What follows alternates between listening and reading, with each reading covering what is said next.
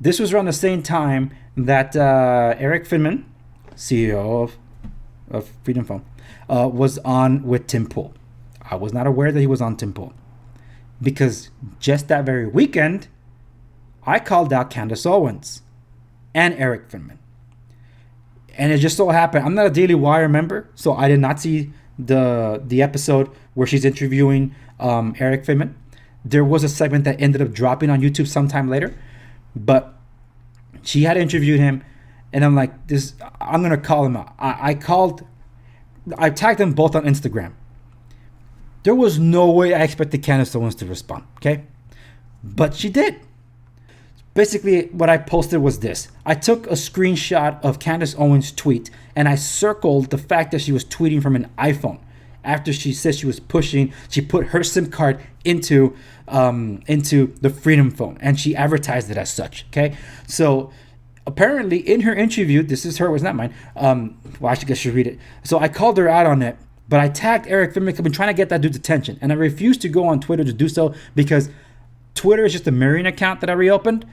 I'm not active on it. That's why I don't know if anybody's leaving comments there until I reopened it just before I started recording. So someone's trolling me and trying to insulting me. It's like, yeah, you don't know jack crap, so joke's on you because you don't know. So this is what she responded to me. If you watched my show and my interview with Eric, I discussed that he sent me and my husband only one phone to sample and we share it. I have two phones, always have. It's not a scam. The Freedom Phone is great, and when the second phone comes in, I won't be using an iPhone ever again. I would never scam my followers, so I'm annoyed at the insinuation. I have a bit more integrity than that. And I'm reading straight from my DMs of Instagram. Now, I did do a lengthier response to this to her, to which she did not respond back on those. Her, along with Just the News, have been the only ones that have gotten back to me. I have yet to hear from Eric Finman. I wasn't expecting hearing back from him. I was expecting to hear back from the Gateway Pundit because I was kind of being loudest with them, and it's because I'm on some of those platforms that I'm going to be touching on in a bit, where the Gateway Pundit also is, and one of I think the editor there, Jim Holt. I've been trying to get his attention. It's like, Eric Finman's been lying to you. So I'm probably going to have to clip this out, or maybe I'm just going to respond from my studio instead of being in my gym gear to be more official. Because as I mentioned, the only ones that have responded to me thus far have been Just the News, a news outlet. I asked for some information on my very first day that I covered this back on July 14th, and they were the first to respond. Thank you so much to them. I had my concerns. And Candace Owens, I'll say here what I intend to respond to, and I'll probably prepare it a lot better for if and when I do my main response in its own video from the studio. Because I like Candace Owens. Don't get me wrong here.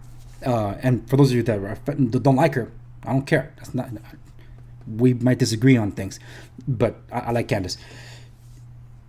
I do believe her, along with every other outlet and influencer that have been pushing this, with the exception of a few that I don't know, because I can vouch for Dinesh D'Souza and I can vouch for Candace Owens. I believe they were genuinely duped by Eric Finman with respects to this device. And I think the facades that are cracking for Eric with the podcast he did with Tim Pool that I just recently saw. I didn't know he did that one. So then I saw it, and I did see the pushback from Tim. I must say, I actually disagree a little bit on Tim complaining about the phone being $500. As a business owner myself, from a business standpoint, acquiring a device, software support, and software engineering for that matter, building an operating system from the open source project of Android, and supposedly your own app store, and collecting all of that however you're doing it, packaging, marketing, that all costs money. Okay? That all costs money. So I understand that. And when you're going to say that thing, $500, that's a lot of money, but you have no problem spending at least $1,000 for an iPhone and then climbing up to $1,500. No, it doesn't make sense. Galaxy devices, they're all expensive too, unless you're going for the A series. The S series and Note and the Folds, I'm talking about $1,000, $2,000, $2,500, depending on what you're getting. So, no, $500 in the grand scheme of things, I actually think that's fair. If from the business standpoint, that is what he's doing. The thing is, that's not what he said. And you see my episode on this one, the official freedom specs. I point out the contradictions from Eric Finman, giving 3 different spec summaries to this device. The very one the Gateway Pundit published the very first moment this thing was announced. Then what he said to an interview with them about the device. And then when he ultimately went official with Tim Pool. And then he published on his website a couple of days or a few days after I called out Candace Owens in that Instagram story and Eric Finman. Now, Eric Finman hasn't blocked me on Instagram. I'm not going to Twitter to try to reach out on Twitter. I won't even be taking it as a legitimate source. But look, honestly, I'm even stunned that Candace Owens will respond to little old me. But I made a very strong claim. I say, how much are you getting paid to push this thing? Because that same weekend that I reacted that way, and I'm sorry I had to react that way, honestly, I didn't want to react that way, but I did because Mr. Who's the Boss dropped the video and gave some more background that I couldn't get because he had the economies of scale and technical know-how to get to those things, and I was mind blown. It's like, don't tell me you're in on this too. So I called her out. Her response, it actually made me feel a little more on the lines like, that's the Candace I know. And she's standing by a product that she's held and believes in. So here's my response in summary. Candace, I never said the phone itself is not real. I said it was a scam. And what I mean by that is that the device that you're holding and the second one that's intended to arrive to you is not what the snake oil man was selling. He's contradicted. He can't keep his story straight across all interviews, including with the same news outlet, about what he's selling. Does the phone have a 32 megapixel camera or a 48 megapixel camera? Oh, it's a 13 megapixel camera.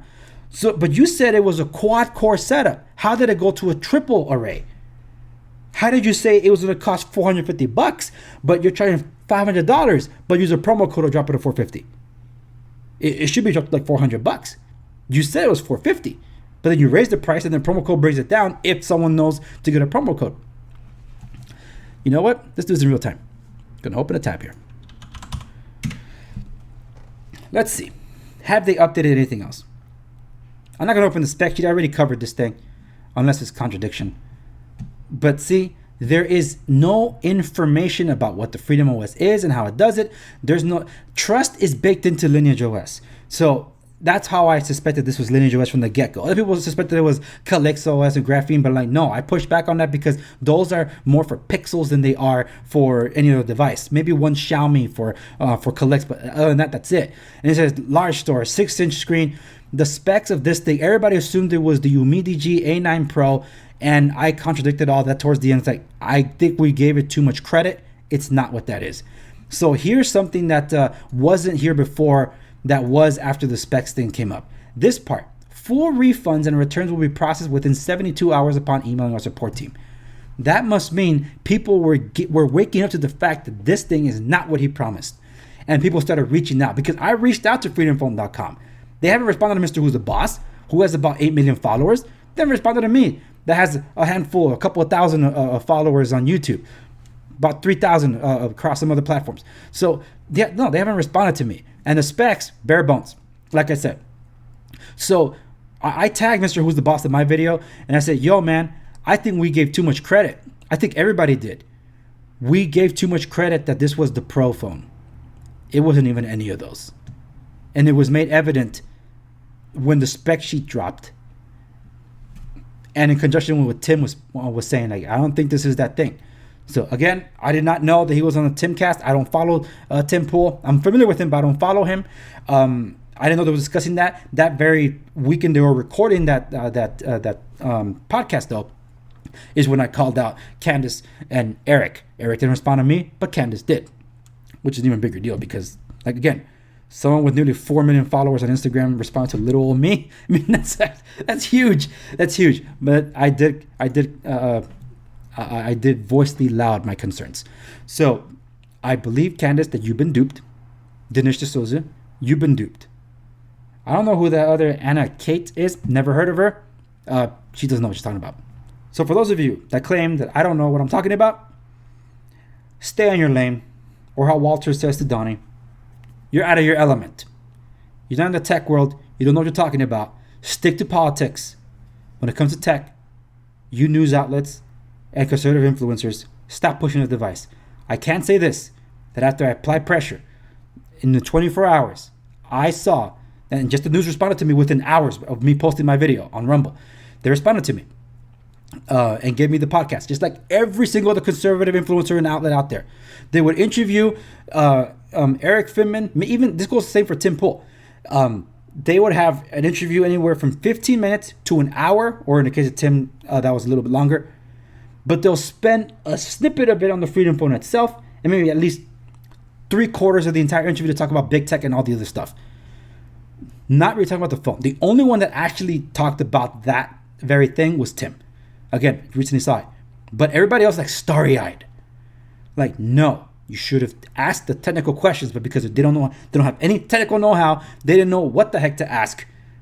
Those are the questions that I had immediately when I saw the ads. And we still don't have those answers.